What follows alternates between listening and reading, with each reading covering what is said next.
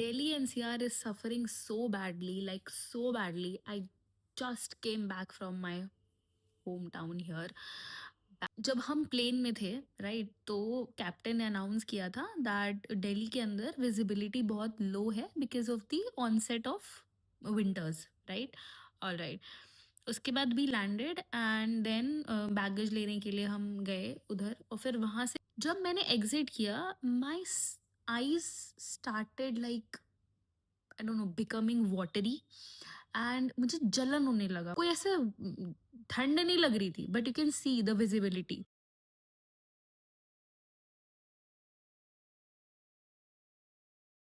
मतलब ऐसा लग रहा है जैसे कोहरा छाया हुआ है, धुंध छाई हुई है, एंड मैं लिटरली पूरे रास्ते ऐसे आई हूँ।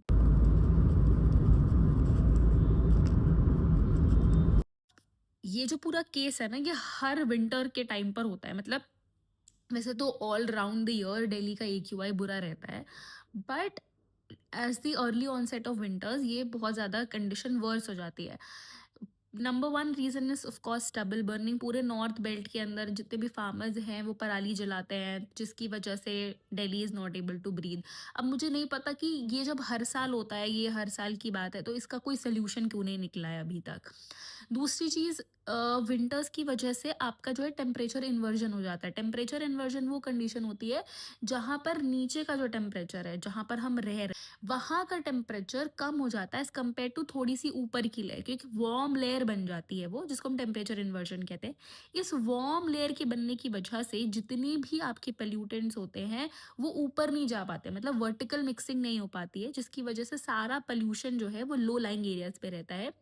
और इसको और ज़्यादा वर्स कर देता है no rain no wind, like हवा तेज नहीं चल रही है, स्पीड नहीं है हवा में, और साथ ही साथ there is no water also, there is no बारिश ऑल्सो।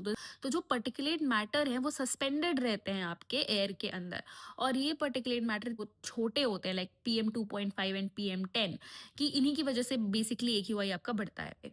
वो इजीली आपके लंग्स में घुसता है।